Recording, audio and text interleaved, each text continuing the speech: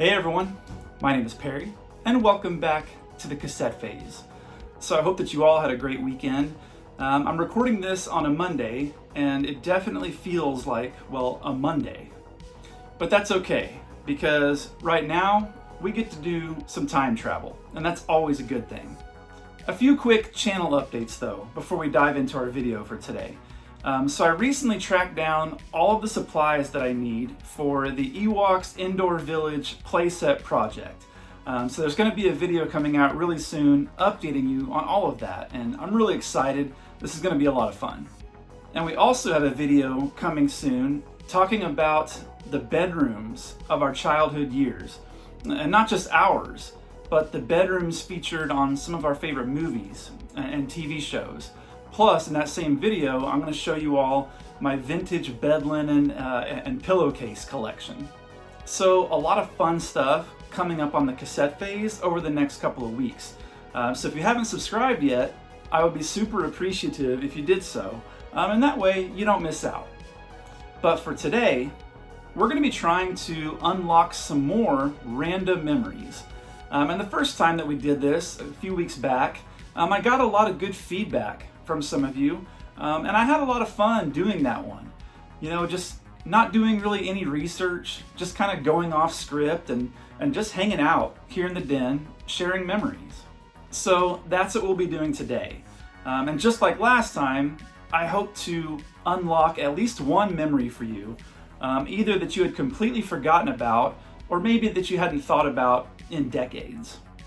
Also, we've got our cassette of the day, so we'll head over to the Ottoman to talk about that for a few minutes before diving into the rest of the video. So, if you're up for some random nostalgia and some good old-fashioned reminiscing here in the den today, come hang out.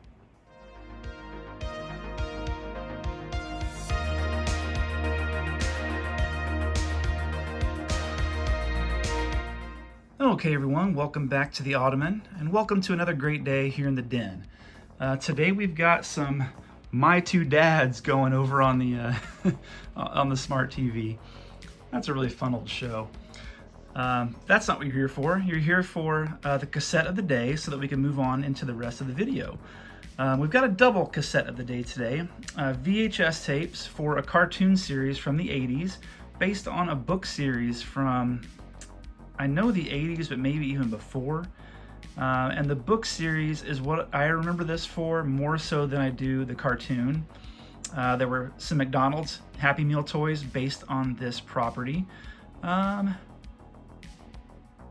yeah, what else is it? So it's also really known for being one of those things that has the quote-unquote Mandela effect, being that it has it's confused people for years about the spelling of the name of this particular group of bears, and that's of course the Berenstain Bears. We've got a couple of tapes here. We've got Berenstain Bears and the Truth, and the Berenstain Bears Play Ball. And I should have grabbed the books. I think I have the books that both of these are based on, but I didn't get them out today, unfortunately. But yeah, there it is right there. Now these tapes are from 1986, and there it is, clear as day. Berenstain. It's not Berenstein or Berenstein. And this is actually a double feature. Wow. But let's start with Play Ball.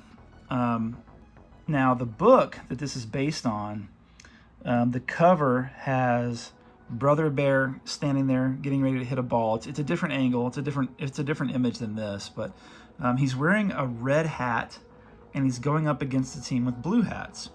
And my little 7-year-old brain thought that was okay. It's the Cardinals playing against the Mets, or maybe it's the Reds playing against the Dodgers. That's what I thought of when I saw that, and that kind of stuck with me all these years. But you know, just a nice little wholesome story centered around baseball this time. But you know I love that. Papa Bear has baseball fever, and he wants to turn Brother Bear into a star player. So you got their classic lesson about don't put too much pressure on your kid, or they're not going to enjoy the game. And that's kind of what this one was about. Now the Truth, we definitely had this book along with The Berenstain Bears Make a Mess, or is it The Messy Room? The Berenstain Bears and Too Much TV. That one had a purple cover. I remember that one vividly. And this one, I remember the story that they made up about how the lamp got broken. And wasn't it his soccer ball that I think that he kicked and broke Mother Bear's lamp? And so he made up a story about this bird that flew in the window, and each little segment of the story got more and more out there as they talked about the way the bird looked and the colors that were on its feathers and all that. Wow. I haven't thought about that story in years and years, but... And then you also have the Berenstain Bears Save the Bees. Now that one I do not remember. Yeah, and the cartoon was on every once in a while. I can remember the theme song, and I can kind of remember the way their voices sounded. Cool label. But yeah, like I said, I knew the Berenstain Bears more from the books and those cool little flocked Happy Meal toys that they gave out, I think around 86 or so. But yeah, quick little fun cassette of the day. We've got a double with a couple of different tapes from the Berenstain Bears. Let's get on with the rest of the video. All right, let's get started. Let's talk about some random, fun, nostalgic memories. And just like I mentioned last time, these videos are kind of based on images that I have pulled from various places over the years and either saved on my phone or in today's case on my laptop. And maybe they're images that I saved or I shared across various social media platforms. Just random stuff that sparks memories and gives me those great feelings of nostalgia that we're always chasing for whatever reason. So let's take a look. So I'm pulling these right out of my email today. Okay, so the first one, and I will put it up on the screen for you now, is a rollerblade, and the specific brand is Veriflex. Does anyone remember Veriflex rollerblades? Now, I don't know about you guys, but for me, coming up in the 90s, this was kind of like the cheaper brand. And some of the friends, or whether they were giving you a hard time or actually being jerks about it, they would kind of make fun of the Veriflex brand rollerblades, which whatever, they worked. This color scheme immediately takes me back. Everything back then seemed to have fluorescent green or lime green in it, along with this bright purple, and the graphics there on just incredible. You immediately know what time period you're talking about when you look at these. Now, I got these for Christmas one year over at my dad's and my stepmom's house, and I learned how to use them. I had already, I was able to skate using the old traditional quad, the four-wheel standard roller skates that you're used to seeing. I already knew how to do that pretty well, from trips to the roller skating rink, field trips and all those types of things. But this was a little bit new. So they had a really big porch on the front of their house, and I would go out there and just bounce from wall to wall, back and forth, until I figured out kind of how to move my feet and how to balance. And then from there, it was down the sidewalk, down the driveway, and all around the neighborhood. So, and I eventually got better pairs of rollerblades. We watched movies like The Mighty Ducks and saw all the cool stuff they were doing in the early and mid 90s, and we wanted to do that. Whether it was, racing around your neighborhood or playing inline roller hockey out in the street, where you have your goal set up, and then when a car drives up, you have to stop and call timeout and move the goal and let them come by and then come back out. Yeah, I just think rollerblading was a really big deal for kids in the early 90s, and I think it might be coming back around. I've been out and about in parks and stuff and seen, people in their 20s riding around on rollerblades again. So really cool memories with this image right here, Veriflex rollerblades. Okay, so the next image, we did a lot of this in the last video. We talked about, old retro food products and drinks and things like that and candy. Well, this time we've got bubble tape. Who remembers bubble tape? It's 6 feet of bubblegum fun for you and not for them. Isn't that what it was? Or something like that.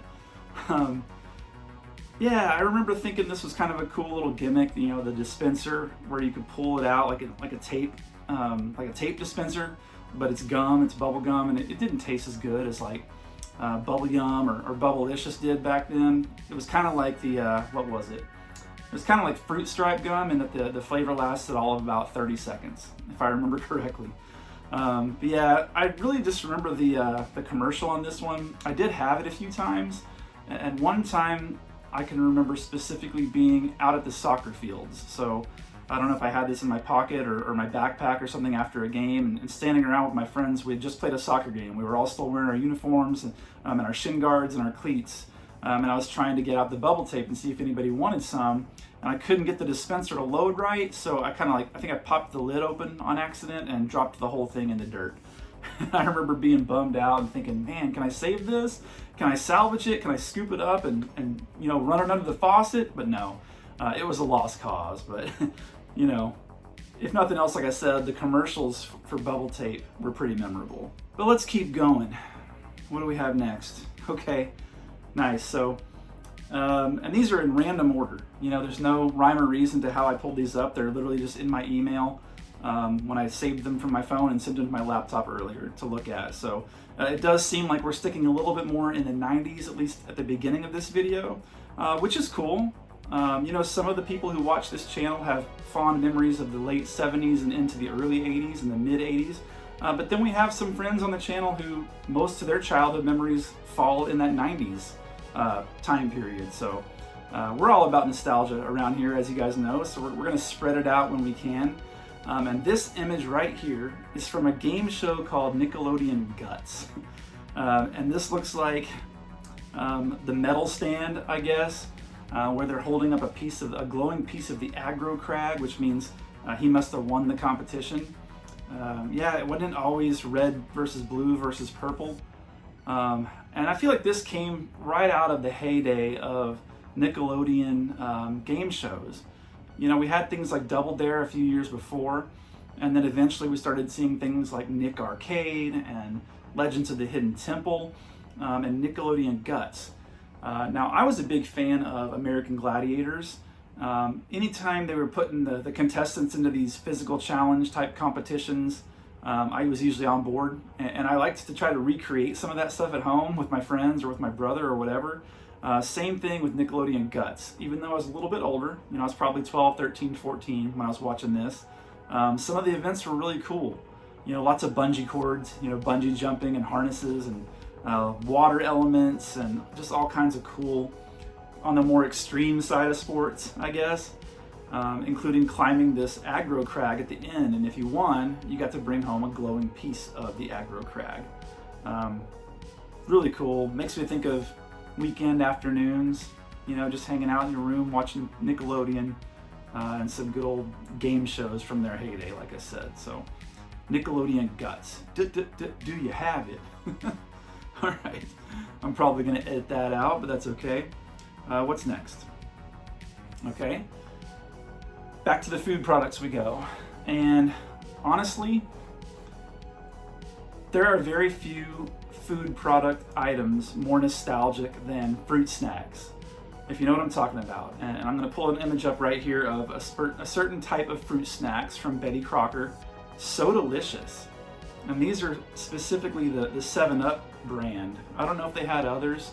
I think they had like cherry cola ones too, if I remember correctly. But look how cool is that box. You know, we've talked about Cool Spot and 7-Up on this channel before. You guys know I like all the retro and vintage soda advertising icons and the advertising mascots from back in the day. And this is kind of continuing on. But yeah, like I could honestly do, you know, we were such fans of fruit snacks as kids. I could probably do a whole video on that, whether it's the Sharks, remember those? Or the Fighter Jets, all the various like cartoon character tie-ins, like the Farleys. Farleys did like some Ninja Turtle ones that I remember. But when I see So Delicious, I think about my friend Jacob, who used to live down the street at the childhood home. And he would bring a pack of these in his lunch, you know, his brown bag or whatever his lunchbox was, I can't remember. You know, being that it was probably a cool lunchbox. now that I think about it. I'll have to ask him sometime. I still see him pop up every once in a while on social media, but he would have fruit snacks like this in his lunch every day, and he never wanted to eat them. He didn't like them.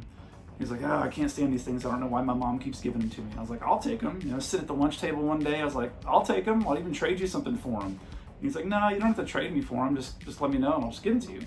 Well, all my buddies at the table heard that same thing, and they're like, hey, well, tomorrow I get yours. And that's kind of what it turned into. And then it became like a running gag amongst our little group of friends. Like, whoever saw Jacob first in the morning said, hey, I get your fruit snacks. And if you called it, then you got them at lunchtime. And it even got to the point where I would like call him on the phone in the morning. I'd be like, hey, I get your fruit snacks. And it was kind of a fun little running gag. So, all right, let's keep going. All right. So this next image does actually take us back into the 70s and into the 80s and on into the 90s. And this is for the Garfield collections of comic strips. You know, like the newspaper comic strips, they would collect them and put them into these little collections, these little rectangular collections. I'm sure you've seen them. I'm sure you probably had one at some point. Maybe you got one at a book fair. I know I did. And I'm always looking for these anytime I go to Half Price Books, because you'll find these sometimes. And they've reprinted them, but if you can find some vintage ones, they're really cool. And they're usually only like $3 or $4 when you do find them. But there wasn't much to these. You know, they were little just black and white collections of Garfield comic strips, but very collectible. I like how they tell you which number it is, you know, clear as day. You know, his first book, his second book, his third book. So it makes it easy to like get them on a shelf all lined up as you try to complete the collection. I always enjoyed these. They're good, just little pick up and read a few pages at a time and then set it back down. All right, what do we have next? We've got to keep it moving, because I think I have like 15 of these that I want to try to get through again today. All right, going into the world of toys. Here we have some plushies, and these are Popples. And I'm sure most of you remember Popples from the 80s. But do you remember the sports Popples? And that's what we've got here in this image. And this is just so cool. We had the soccer ball one. I don't know if I got it, you know, as a gift or if it was my brother's. I just know that we had that. And the poor thing never spent time outside of the soccer ball form. You know, it's supposed to be this cute Popple that you can have as like a stuffed animal, but ours was always just a soccer ball. We kept it rolled up like that, and that was kind of our indoor soccer ball, yes, but every other kind of ball too. We used it for everything. You know, I talked about American Gladiators before. We used to love playing Breakthrough and Conquer in our bedroom. And if you don't remember Breakthrough and Conquer from American Gladiators, it was basically try to score a touchdown from 10 yards out without getting tackled or without fumbling the ball. And if you do that, then you have to go wrestle in a circle, and you have like 30 seconds to get the guy out of the ring or something like that. And that's what I think of when I see the soccer ball version of the Popple. I've shown you guys also a couple of times when we're going through comic books and we're flipping through some great old comic book ads.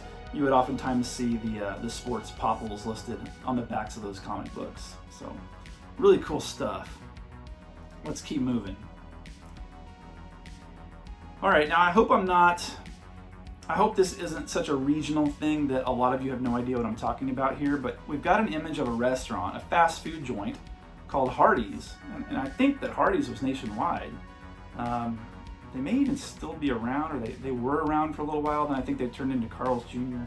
I could have that wrong, but I just love this image for a couple of different reasons.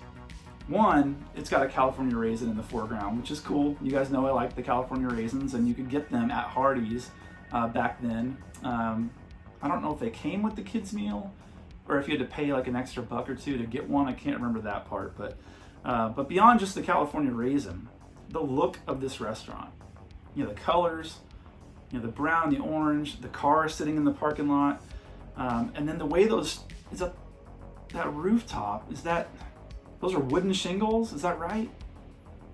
I think those are those wooden shingles that were everywhere in the 70s and the 80s. In fact, I had a house that we lived in briefly when I was a kid where we had that on the walls of the dining room. There's pictures and video. If I can find some, I'll try to put it in, no guarantees, but there's video of me as a little kid having a birthday party and with my Pac-Man cake and the wall behind me is these wood shingles. I know that those couldn't have lasted forever. You know, they probably weren't the most durable material. I don't know anything about it. I'm not going to pretend like I do. But I just love the look of that. And every once in a while, if you go to certain parts of town, you'll find buildings that still have some of that. I don't know if it's been redone or if it's just, you know, luck of the draw. It stood the test of time. I don't know, but I love it. Bring it back. I think it's a really cool look. Let's keep going. All right, so now we've got, to me, this is late 80s, but I know this is also early 90s. A clothing brand, a specific type of t-shirt that a lot of us thought was really cool and kind of a gimmick, of course, but we've got HyperColor. Did anyone else have a HyperColor t-shirt? I had one that looked very similar to what's in this picture. These same kinds of colors. And you would do the fun little things where you like hold it up to your mouth and blow through it. It would change the color. Or take a hairdryer and blow the hairdryer on your shirt and it would change it all up. Or even just going out in the sun at recess sometimes, especially when the shirt was brand new. I feel like it wore off a little bit over time, did it not? Like your HyperColor shirt didn't work as well after like a year of wearing it. I could be imagining that, but wow, what a blast from the past. I don't know if it had, you know, chemicals in the pigment dye or whatever. I don't know why you don't really see it as much anymore.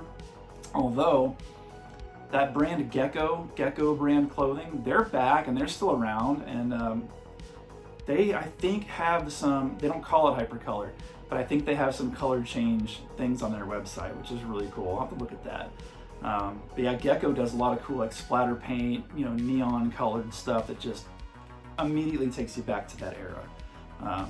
So check out Gecko if you haven't seen that in a while. But yeah, HyperColor, really, really cool. Can't tell what the brand is. I don't think the brand was, okay, Genera, that's what that says. So I guess that was the brand that made it. But yeah, you wear one of these to school and you're just asking for your friends to come up and try to put a handprint on it. Remember that? I don't know. Fun memories with HyperColor. Let's see what we've got next. Okay. Let me get a little coffee really quick.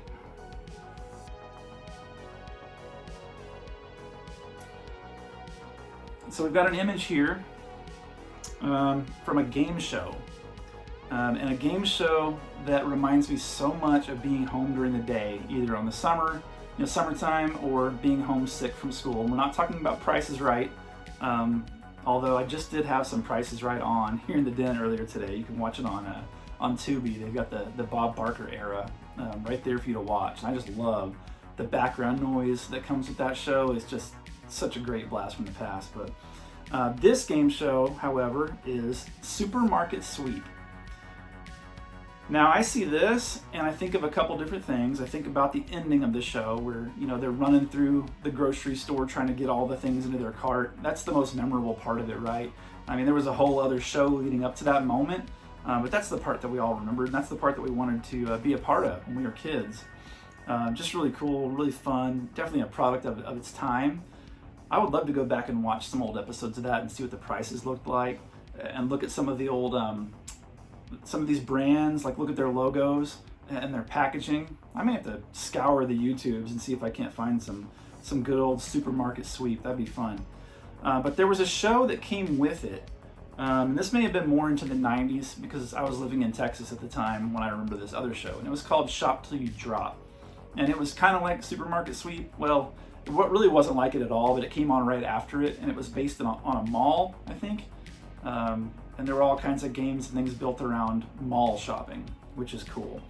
Yeah, you got the Jolly Green Giant here. You got that awesome Diet Pepsi can. Looks like you got a big old tube of Crest toothpaste. Oh, the sparkle kind too. That's awesome. Yeah. Just one of those shows that was like, if there's nothing else on at 11 a.m. on a Wednesday in the summertime, you might watch some Supermarket Sweep if it was hot outside. I don't know. Maybe that was just me. All right, who's next? Okay, so this is gonna be a double. First I'll show you, this is a book cover for a series of children's books that I think a lot of us had. I know I had several of them myself. And that's the Mr. series by Roger Hargreaves. And specifically here we've got Mr. Messy.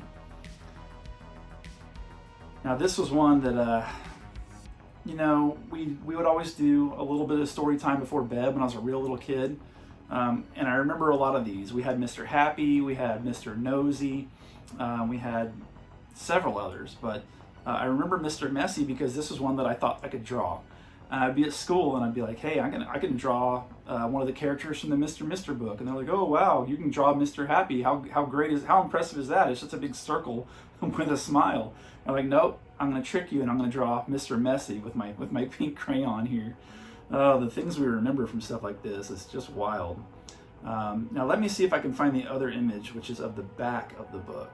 Pretty sure this is on the back of each book. Yeah, here it is. Take a look at that.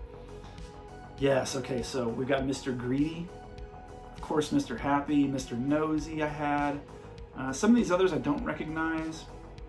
Mr. Noisy, I do remember that one. Mr. Fussy. Mr. Nonsense. And then Mr. Mischief.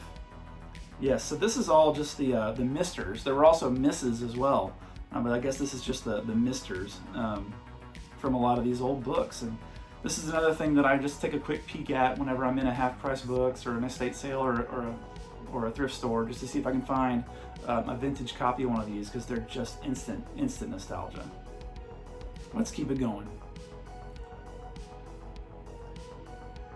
All right, so we've got another grouping, another pair of nostalgic images here. And the first one, and we already talked about Garfield a little bit today, but he popped back up again, and we've got this image here. Now, what do you hear when you see that image? I hear, ladies and gentlemen, Garfield and Friends. But then you didn't know which theme song you were getting right after that, depending on whether it was season 1 or season 2. But there were a couple different versions of the theme song. I liked Garfield and Friends. I thought that was a cool show. Not so much an after school or a Saturday morning. This felt like a weekday mornings type of cartoon for me. You know, you just, while you're eating your cereal, getting dressed, getting ready to head out the door for school. I remember a lot of Garfield and Friends. And then the other image that goes with it is from the part of the show that I wasn't that big a fan of. Remember the other half of the show was U.S. Acres, I think is what this was called, with all these farm animals. What is his name, Orson? I remember Orson the pig, and I think Wade the duck. That would make sense if he wades in the water. He's got a little flotation device around his waist. And then the sheep, I can't remember their names, and that rooster. I think the rooster was Roy, and he was really annoying. In fact, I didn't really enjoy this. Like I said, this was a little bit annoying. I just kind of wanted to get back to Garfield, and I felt like this was just kind of like a, you know, let's get this done with so we can get back to the good part of the show. But I'm sure there are some people that enjoyed this segment. I was not one of them. So let's see what we have next. Getting close to the end, I think. Okay, more food products. I should have saved this for another one, because I am going to do more of these types of videos. This is going to be a series because they're a lot of fun. They're easy to put together, and you guys seem to like them. So, but we already talked about Bubblegum earlier in the video, but we're going to talk about Bubblegum again because this image right here is just awesome. Now, I know Bubble Yum was more of like the original when it came to this like super flavored bubblegum that was like you could blow the big bubbles with. But I always thought Bubblicious had better flavors. As you can see here, we've got watermelon, we've got cherry cola, and we've got raspberry. Now the exception to that being Bubble Yum did have banana berry split, which I thought was a really good one. But just look at this packaging and these colors and these fonts and this artwork. Such a throwback, is it not? I wish this would come back. I think there might still be Bubblicious. I know there is still Bubble Yum, but I think it's just a couple of flavors. It's like the bubblegum flavor and like maybe grape or something like that. But man, Bubblicious, bring this stuff back. I know there are people out there that would at least buy this just for the nostalgia. And that packaging, the packaging on its own is worth it in my opinion. I don't know, what did you guys prefer, Bubblicious or Bubble Yum or something else, one of the different brands? All right, that's enough talk about bubblegum for today. Let's move along here. All right, now we're back into the world of toys, which I know is popular with the viewers on this channel. I love talking about vintage toys. And this one here in this image, just iconic. This is not one that I had personally, but my younger brother had it. And I do remember these commercials and thinking how cool it was that you could have a stuffed animal that when you squeeze them, it would light up. And it could light up a little section of your room, like a little section of your bed there. Not bright enough to like read a comic book by, but just a nice little glow, you know, and that's what they were. They were glowworms, glow friends, glow bugs. Yeah, and it just basically had a flashlight inside it that, you know, when you squeezed, it lit their head up. But they did all kinds of stuff with this too. They did a cartoon series. They did the little PVC figures, you know, the little finger puppets. Those are super collectible and just fun to fidget with. Whenever I find one of those, I usually grab it. But I don't have one of these in the collection. I think it's because they're a little bit harder to find, like clean and still working.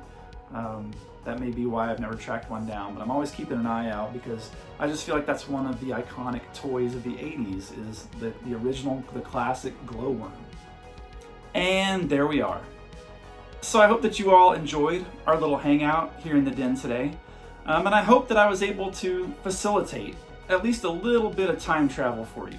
And if I did, consider subscribing. Also, don't forget to like the video, but only if you actually liked the video. But for now, and as always, relax, enjoy life, and be kind. We'll see you in the next one.